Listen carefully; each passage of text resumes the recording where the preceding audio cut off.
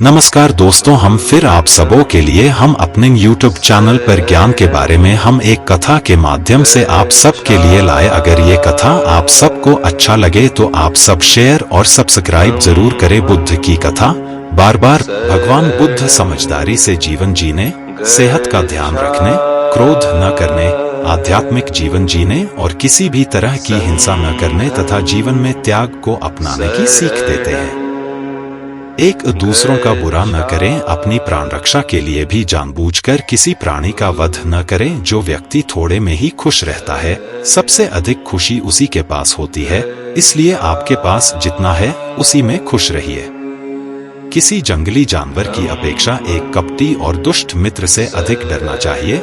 जानवर तो बस आपके शरीर को नुकसान पहुंचा सकता है, पर एक बुरा मित्र आपकी बुद्धि को नुकसान पहुंचा सकता है। सत्य के बारे में 3 चीजों ज्यादा देर तक छुपी नहीं रह सकती है। वे ये है सूर्य, चंद्रमा और सत्य। जिस तरह सूर्य रोज प्रत्यक्ष दिखाई देता है, उसी प्रकार चंद्रमा भी दिखाई देता है और उसी तरह सत्य कभी न कभी सामने आ ही जाता है। असत्य को अपने आचरण में ना उतार, उससे दूर रहने में ही मनुष्य की भलाई है। जीवन का उद्देश्य सही रखें। जीवन में किसी उद्देश्य या लक्ष्य तक पहुंचाने से ज्यादा महत्वपूर्ण उस यात्रा को अच्छे से संपन्न करना होता है। प्रेम का मार्ग अपनाएं। बुराई से बुराई कभी खत्म नहीं होता। घृणा को तो केवल प्रेम द्वारा ही समाप्त किया जा सकता है। यह एक अटूट विश्वास है। खुद जैसा और को समझना। जैसा मैं हूँ वैसे ही वे है और जैसे वे है वैसा ही मैं हूँ। इस प्रकार सबको अपने जैसा समझकर न किसी को मारे, स्वयं पर विजय। जीवन में हजारों लड़ाइयाँ जीतने से अच्छा है तुम स्वयं पर विजय प्राप्त कर लो, फिर जीत हमेशा तुम्हारी होगी। इसे तुमसे कोई नहीं ले सकता है।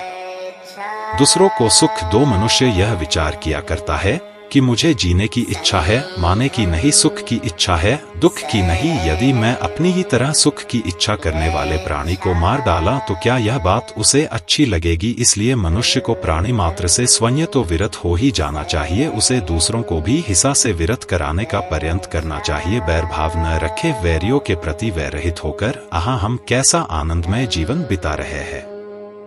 पशु हिंसा से बचे। पहले 3 ही रोग थे, इच्छा, क्षुधा और बुढ़ापा। अब पशु हिंसा के बढ़ते बढ़ते वे 98 हो गए। ये याचक हो या पुरोहित, निर्देश पशुओं का वध कराते हैं और धर्म का ध्वंस करते हैं। चर्म धारण न करे। भगवान बोलो भिक्षुओं, महाचर्मों को, सिंह, बाघ और चीते के चर्म को नहीं धारण करना चाहिए। जो धारण करे उसे दुक्कट कहते हैं। अगर आप सबको यह वीडियो अच्छा लगे, आप सब सब्सक्राइब जरूर करें।